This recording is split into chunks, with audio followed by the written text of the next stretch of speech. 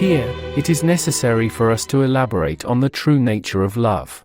In order to properly explain the relation between love and the body, it would be helpful to revisit the knowledge of matter combinations in the earlier pages of this book.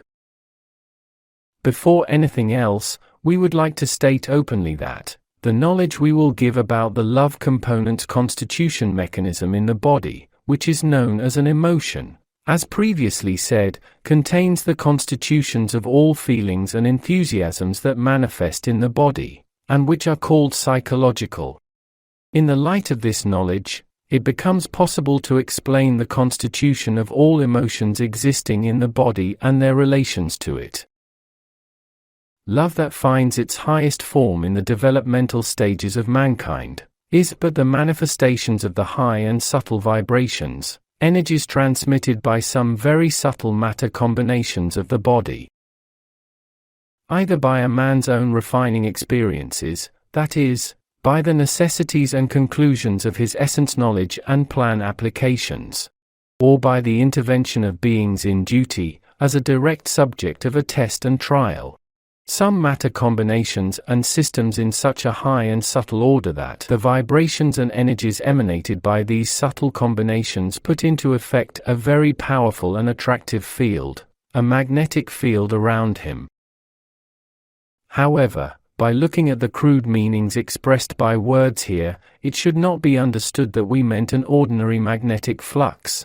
These are much more subtle than the magnetic waves we know and of a higher degree of quality, which cannot be compared with them. And this field attracts other vibrations that may sympathize with itself. And in the same way, it is attracted by the magnetic fields to which other vibrations are subject. So, the words of bodies loving each other and loved by each other express these meanings. As long as these subtle matter combinations constituted for this or that reason continue, the vibrations they emanate continue as well. As they change, depending on the form and degree of this change, the quality and intensity of vibrations vary as well.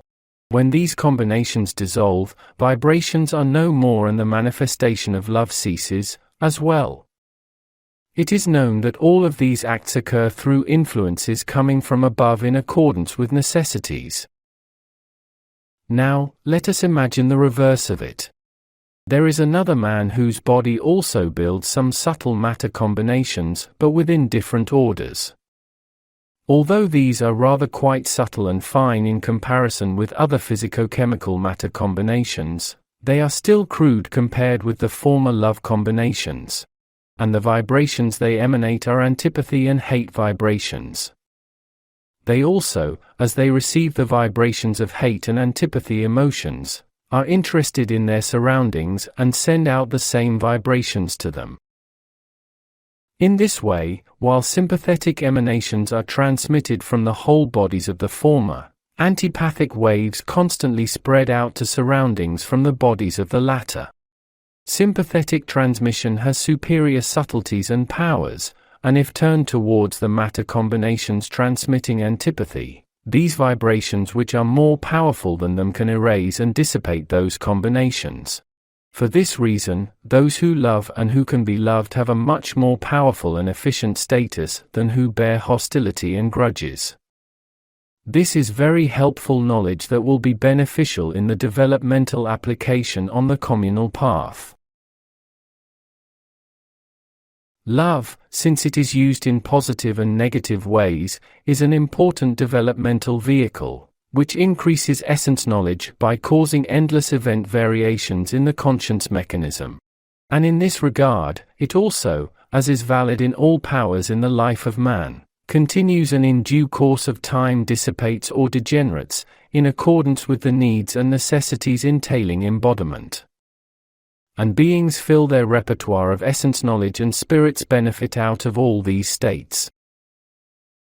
In this way, because love is always inclined to sympathize with the higher components of conscience, by its higher side depending on its power and character, this causes the constant elevation of its equilibrium line, as long as the heavy transmission of simple and crude combinations are not mixed with these love vibrations, for various reasons, and especially because of some mandatory and necessary tests and trials, and of the needs of observation.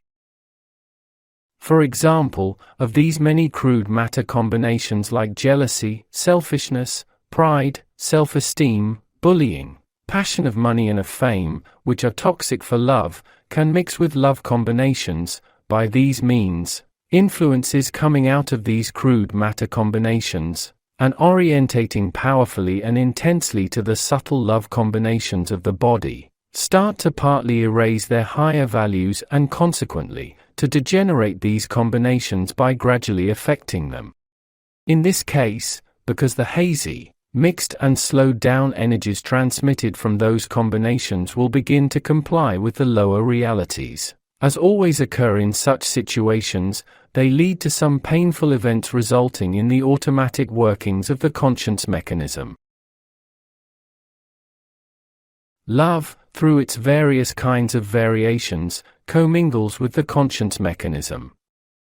4. It has myriad sides, of which some are directed towards duty of conscience, and some are directed to earthly cravings. Especially at the initial stages of mankind, aspects of love that are mixed with selfishness prevail. We have mentioned above these forms of love mixed with these crude combinations. These lead to a great number of consequences resulting in inconveniences, anguish, troubles, suffering. And sometimes, love transports man directly to the higher realities with its pure and sublime manifestations.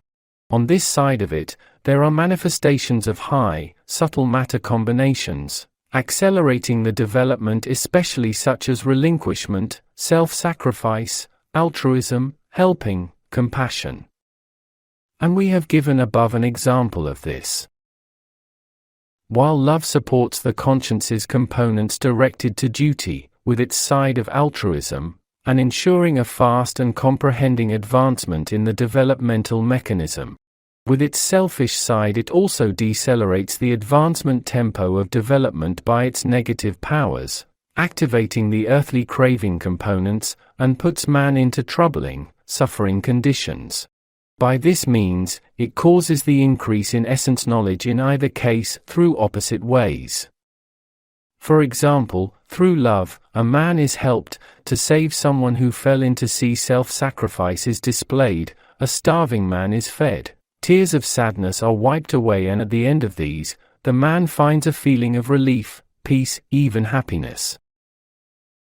And this is the manifestation of a fast development in the consciousness.